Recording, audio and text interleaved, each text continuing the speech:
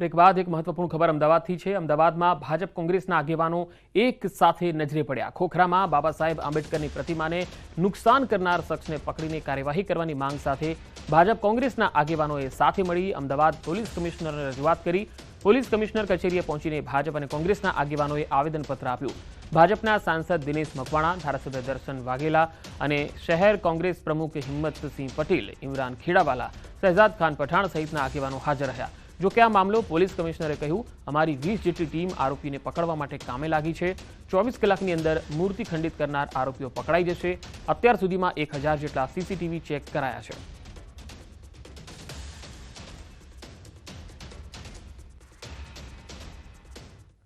Ahmedabad Alice bridge વિધાનસભા બેઠકના ધારાસભ્યોનો એએમસીને વધુ એક પત્ર। ધારાસભ્ય અમિત શાહે મ્યુનિસિપલ કમિશનરને પત્ર લખ્યો છે। જમાલપુરમાં 8 થી 10,000 વારના એએમસી પ્લોટમાં દબાણો દૂર કરવાની માંગણી કરી છે। જમાલપુર દરવાજાથી આસ્ટોડિયા દરવાજાના પ્લોટમાં ગેરકાયદેસર દબાણનો ઉલ્લેખ કર્યો છે। ગેરકાયદેસર રીતે ઊભા કરાયેલા કબાડી માર્કેટને દૂર કરવા ધારાસભ્યએ રજૂઆત કરી છે। 10,000 વારનો પ્લોટ કરોડો રૂપિયાનો છે અને તેમાં બકરા મંડી પણ થાય છે અને કબાડી ખાનું પણ બનાવી દેવામાં આવ્યું છે। સ્થાનિક કોંગ્રેસના આગેવાનો દ્વારા આ બનાવવામાં આવ્યું છે। મારી લાગણી માગણી છે, કોર્પોરેશન આ બધા જ દબાણો હટાવીને ક્લિયર કરીને પોઝેશન લઈ લે। કેન્દ્ર સરકારે નવી શિક્ષણ નીતિને લઈને મોટો નિર્ણય કર્યો છે। કેન્દ્ર સરકારનો નો ડિટેન્શન પોલિસીના અમલીકરણના આદેશ છે। આ મામલે રાજ્ય શિક્ષણ મંત્રી પ્રફુલ્લ પાનસેરિયાએ નિવેદન આપ્યું। જે વિદ્યાર્થી નાપાસ થશે તેને ટ્યુશન આપી ફરી પરીક્ષા માટે બેસાડવામાં આવશે। જો તેમાં પણ નાપાસ થશે તો વિદ્યાર્થી એ જ શાળામાં એ જ ધોરણમાં ભણી શકશે। સરકારના રાજપત્રનું અમલીકરણ ઓલરેડી ગુજરાતની અંદર થઈ રહ્યું છે, જેથી કરીને ધોરણ 5 અને ધોરણ 8માં જે વિદ્યાર્થીઓ નાપાસ થાય તો એને એ શિક્ષકો દ્વારા 2 મહિનાનું ટ્યુશન આપીને ફરી વખત એક્ઝામ લેવાનું અને જો એમાં નાપાસ થાય તો એ જ વિદ્યાર્થી એ જ શાળાની અંદર એ જ ધોરણની અંદર પાછો ભણી શકશે।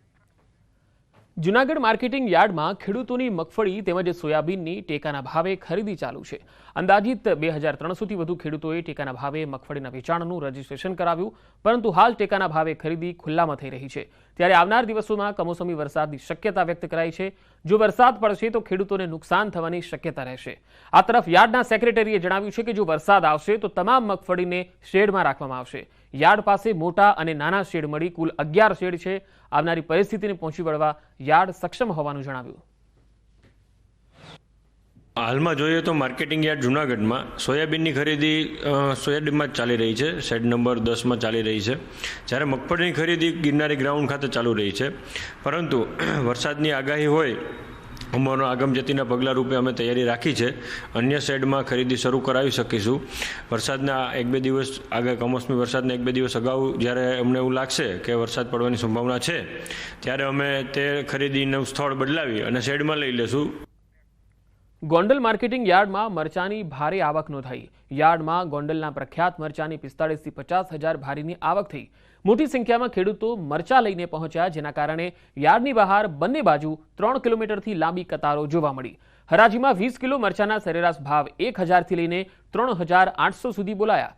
સારા ભાવ મળવાથી ખેડૂતો પણ ખુશખુશાલ છે। ગોંડલનું મરચું તેની ગુણવત્તાના કારણે દેશભરમાં જાણીતું છે।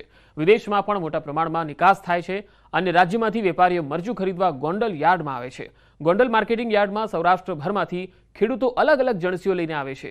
હાલ યાર્ડ સત્તાધીશોએ મરચાની આવક નવી જાહેરાત ન થાય ત્યાં સુધી બંધ કરી છે।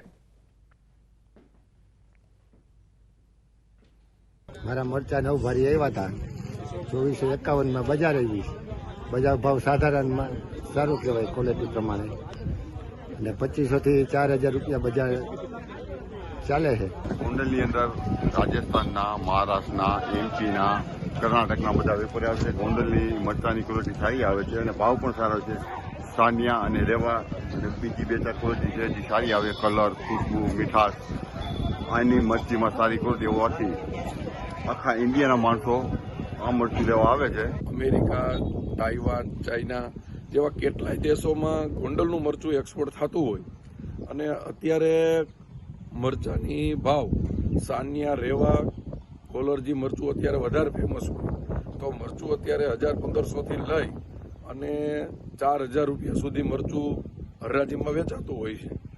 જ્યારે અમે ખેડૂતોને આપણા માધ્યમથી ખાસ વિનંતી કરી છે કે કોઈ ઉતાવળ મરચાની ન કરે અને પોતાએ મહા મહેનત કરેલું મરચું જો સુકાવીને લઈ આવે તો એમને ભાવ પણ સારો મળે અને ક્વોલિટી પણ મળે.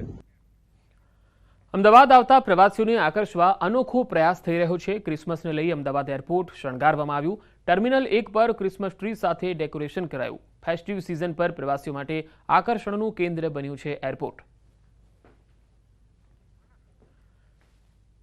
તો આકર્ષણનું કેન્દ્ર બન્યું છે આ એરપોર્ટ, કારણ કે ક્રિસમસ હવે 25 તારીખે છે અને તેને લઈને એરપોર્ટને શણગારી દેવામાં આવ્યું છે. તો આ બુલેટિનમાં અત્યારે આટલું જ. નમસ્કાર.